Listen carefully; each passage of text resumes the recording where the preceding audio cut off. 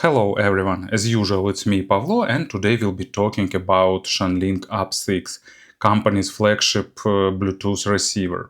Of course, for the flagship they've selected latest and greatest technologies, starting with the ESS 9069Q chips, actually two of them as DEC, and ending with really great XMOS and Qualcomm solutions for the USB and Bluetooth connectivity.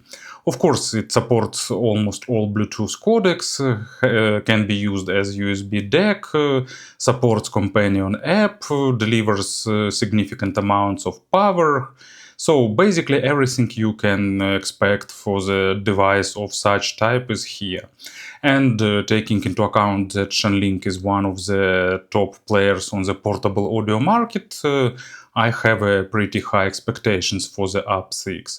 Price is set at $200 and let's have a closer look. As you can see, package is of my favorite kind. It's small, compact, with nice polygraphy, made of firm cardboard with foiling. On the back side there are some highlights that Shanling wanted to outline, and inside everything is also pretty straightforward. You'll get device itself and underneath a bit of different accessories.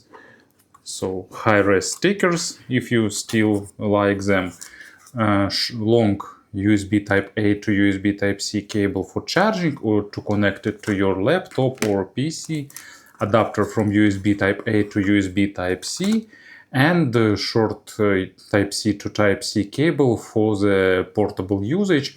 It's actually really soft and that makes it really convenient in such scenarios. Unfortunately, there is no case. Case is available separately, but still accessory set is pretty okay and presentation is nice. I think almost everyone will agree that UP6 looks pretty nice. It's always a thing for the Shanling devices, even though they decided to go in a slightly opposite direction in the design of this device. So it's no rounded edges, no notches on the side, more brick-like design, but with interesting rubs on the side. And it's compact, it's lightweight, 55 grams. You can see that it's smaller than the main competitor, almost by any dimension. Not by much, but still it can be a thing for the pocketable usage. And in terms of controls, on the bottom we have two headphones output, balanced and single-ended. Also microphone out. On the top we have USB Type-C to use it as DEC or to charge it. And speaking about the battery, lifetime here is pretty short. Spec-wise, it's up to 4.5 hours on the balanced output and 6.5 hours on the single-ended output. Realistically, I've got from 3 to 4 hours on the balanced and about 6 on single-ended. Sometimes less. It will hugely depend on selected gain, loudness, and so on. Also, you can extend the lifetime by disabling second DEC chip, but in this case, sound quality degrades in an audible way. So, lifetime, in short, lifetime is not great here, but it's the price to pay for this compact size and, spoiler, great sound. 4 buttons on the side. They are not easy to distinguish, except of the bottom button. This requires a bit of usage to find them without looking. But they provide a good click and are pretty pleasant in operating. Just metal on the back, and on the front we have a screen. Not super bright, but pretty big and color screen. To be honest, I am not sure why all companies use screens not in the most effective way, because like you have small bar on top with details and the main part is occupied with just a tiny bit of information. I think that all these numbers and figures could have been much bigger. Of course, you can control almost everything from the device. Middle button moves you to the menu. You can select deck filter, font, one of two fonts, channel balance, actually brightness. Let's make it brighter and see that it became better visible. Still not super bright, but kind of okay. Screen off, timeout. You can rotate screen if you need it. Switch mode, it's actually USB UAC 1.0, older version of USB audio to work better with switch and other old device. Car mode, when you can connect it to your car system, and when you start the engine it will turn on and turn off when you shut the engine. And then will it charge from USB or not? If you want to use it as a deck, for example, with your smartphone, maybe you want to disable charging. Equalizer, you can select a few equalizers. Volume on startup, you can do factory reset, firmware upgrade, and see the information about the device. Gain, deck mode, single or double, and we're going again to filter, font, and so on. But of course, there is also a companion app. To control UP6 from your smartphone or player or other device, you need to use Shanling's Addict player. And in the device section of the main menu, you can connect to the UP6. Here is the status screen. You can see charge level used, Bluetooth codec used, version, and then you can select will it charge or not, activate car mode, select which Bluetooth codecs you want to use and which you don't want, set default volume, set voice between English and original, probably original will be Chinese. Then you can select USB UAC 1.0 mode, select screen brightness, screen off time, and update firmware when it will be available. In the audio section, you can select single or dual deck, low and high gain, channel balance, and select one of the deck filters. There is an equalizer, and so far it's just a regular graphic equalizer. Shanling promised parametric equalizer, but as far as I understand, it will be available in one of the future updates, so or it's hidden somewhere. And you can select one of the presets and fine-tune it to your liking. But in general, it works pretty okay to tweak the sound to your liking. And also there is an instruction section with a lot of useful information. In terms of sound, it's a really solid device for this price and especially for this size.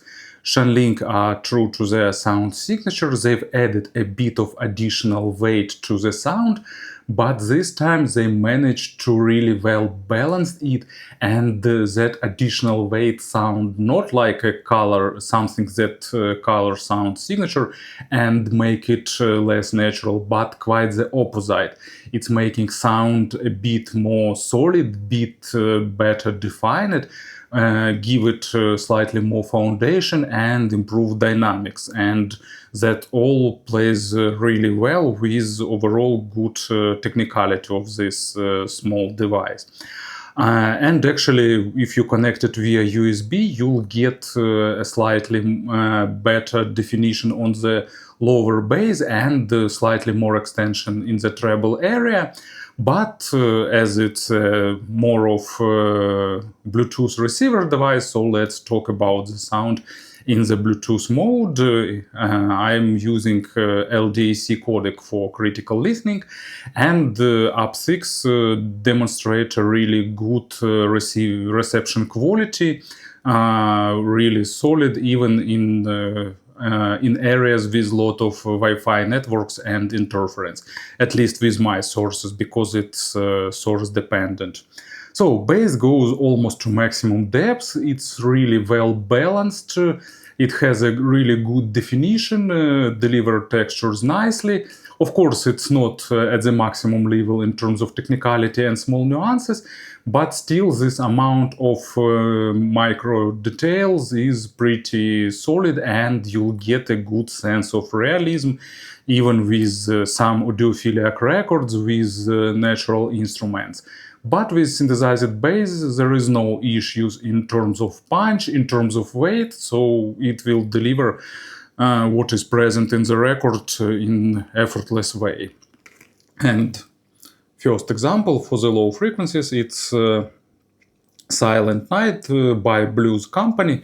It's a typical audiophilic track with really nice, well-recorded bass with a lot of nuances and details, and for the Bluetooth connection it sounds perfectly. Compared to some wired decks, of course it's lacking a bit of technicality, but still it's noticeable only during the direct connections. For Bluetooth it's really impressive sound quality. Mids are really balanced, they are really engaging, they have this hint of additional weight that boosts dynamics and emotions. It makes instruments of the lower part of the mid sound more foundational, slightly moving them forward, and that improves the depth layering of the stage.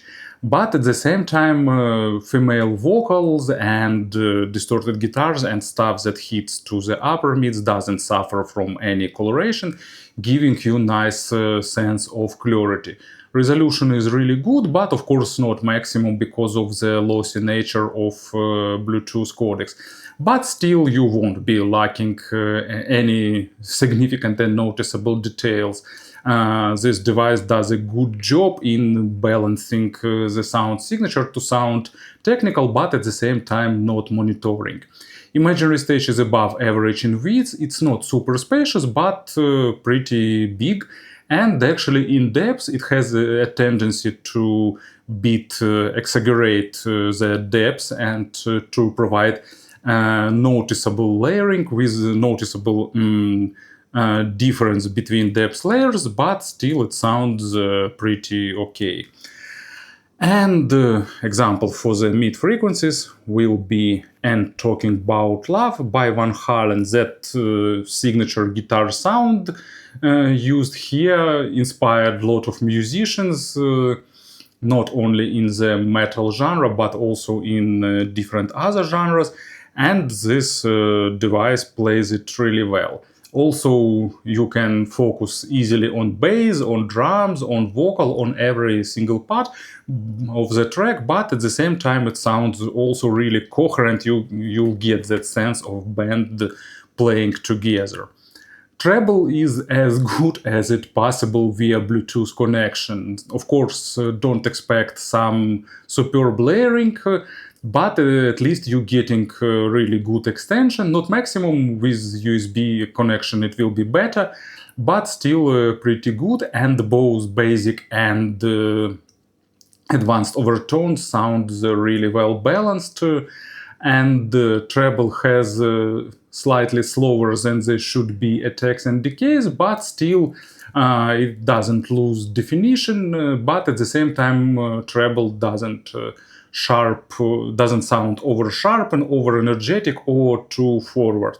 So it's not trying to sound like crystal clear, it's just playing treble, all that percussions, bells and whistles in a pretty natural and balanced way. And as an example, Romeo and Juliet by Dire Straits. So guitar overtones, vocal overtones goes to the treble area, and represented really well by UP6. So I didn't expect this type of overtones representation from the Bluetooth device. In terms of pairings, it's a really versatile device. From one hand, you'll get a good black background for sensitive IEMs. From another hand, you'll get tons of driving power for the full-size headphones.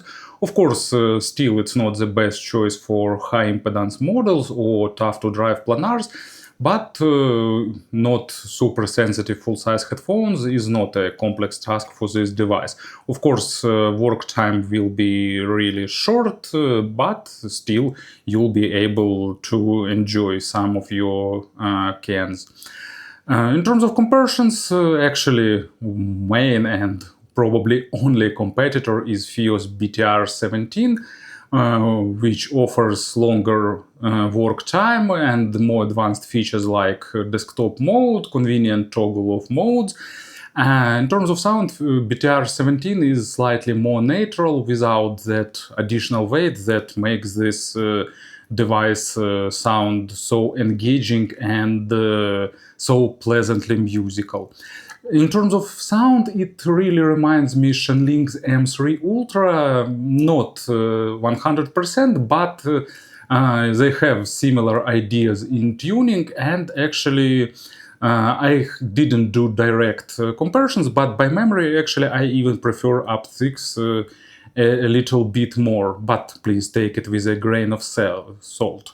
So, to summarize everything, despite the short battery lifetime, this Bluetooth receiver gives you a really great sound and good connectivity. If it's okay trade back for you, it's a really worth option. Thank you for listening, thank you for your attention, and have a great day.